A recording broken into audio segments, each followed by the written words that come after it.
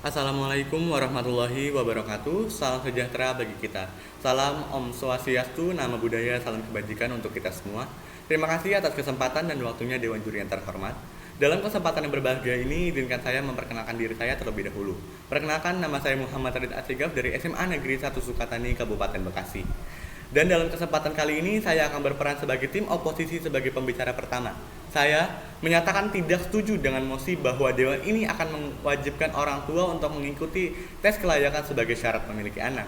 Sebelum saya lanjut kepada argumen-argumen saya kepada Dewan Juri yang terhormat, saya akan membidas terlebih dahulu argumen-argumen dari tim pemerintah.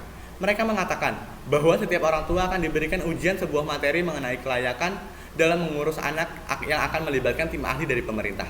Saya sangat tidak setuju dengan argumen tersebut, dikarenakan jika setiap orang tua harus mengikuti tes kelayakan sebelum memiliki anak yang melibatkan tim ahli dari pemerintah, kita pasti belum tahu, belum dipastikan apakah tes ujian ini dilakukan dengan sejujur-jujurnya, apakah di dalamnya ada sebuah kecurangan atau teknisnya bagaimana.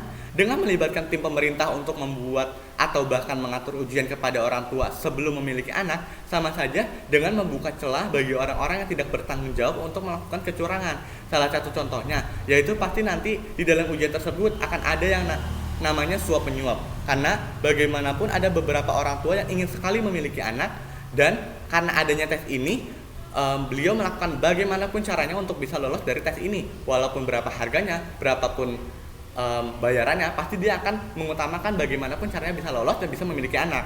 Dengan adanya ujian ini juga, bagi orang tua yang ingin memiliki anak, akan memberikan dampak kepada negara seperti penurunan populasi kehamilan. Dikarenakan pasti beberapa orang tua akan berpikir bahwa mempunyai seorang anak sangat susah dan harus mengikuti sebuah tes yang pastinya akan membutuhkan waktu. Pasti nantinya orang tua tersebut akan beranggapan baru berencana memiliki anak saja sudah melewati berbagai macam tes. Bagaimana nanti ke depannya untuk menghidupi anak tersebut? Apakah lebih sulit atau bagaimana? Belum lagi ada beberapa orang tua yang nantinya sudah mengikuti tes ini dan sudah lolos dalam tes tes kelayakan sebagai orang tua untuk memiliki anak ini, tetapi beberapa tahun kemudian ia tidak memiliki anak. Bukankah itu menambah tekanan dalam dirinya? Tidak memiliki anak bertahun-tahun saja dari proses ia menikah, itu sudah memberikan luka terdalam. Bagaimana jika kita sudah mengikuti tes ujian kelayakan sebagai orang tua, kita sudah lolos, kita sudah belajar beberapa materi, kita sudah mengikuti beberapa ujian dan soal-soal, bahkan beliau sudah mengikuti tes psikologis sebagai orang tua, yang itu berarti dia berpikir bahwa saya sudah layak, saya sudah mantap untuk menjadi orang tua. Tetapi Tuhan belum memberikan ia seorang keturunan atau sebuah anak. Terus apakah itu nantinya akan memberikan, justru nantinya peristiwa tersebut akan memberikan orang tua tersebut tekanan dalam dirinya, sudah melakukan tes tapi tidak memiliki anak, yang nantinya bahkan beberapa orang tua akan melakukan hal-hal yang bisa menyakiti dirinya sendiri karena terlalu depresi memikirkan sebuah anak.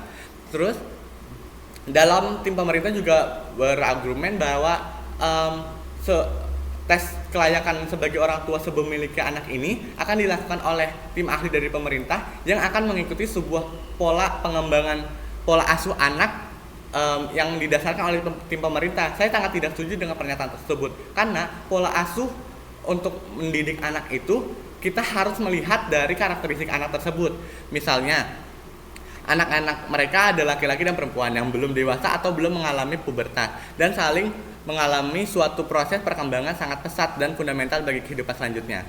Nah, seorang anak ini memiliki karakteristik yang tidak sama dengan orang dewasa. Misalnya saja bersifat egosentris, memiliki rasa ingin tahu yang besar, penuh fantasi, daya konsentrasi yang cenderung pendek, peniru ulang, dan yang lain-lainnya. Maka ketika kita sudah mengetahui karakteristik anak kita tersendiri, tentunya nanti kita dalam hati orang tua, sebagai orang tua, dalam hatinya pasti akan tahu nih bagaimana cara kita mendidik anak kita sendiri, bagaimana pola asuh yang harus kita kembangkan dalam mendidik anak kita sendiri. Karena yang hanya tahu bagaimana cara mendidik itu diri kita sendiri. Kalau misalkan dari tim pemerintah ingin mengadakan ujian tes dengan hanya melakukan satu pola asuh yang sama gitu. Maksudnya pola asuhnya disamaratakan. Sama saja berarti kalau misalkan setiap anak berbeda-beda karakteristiknya tapi harus dilakukan dengan cara pola pengembangan yang sama, bagaimana nanti ke depannya?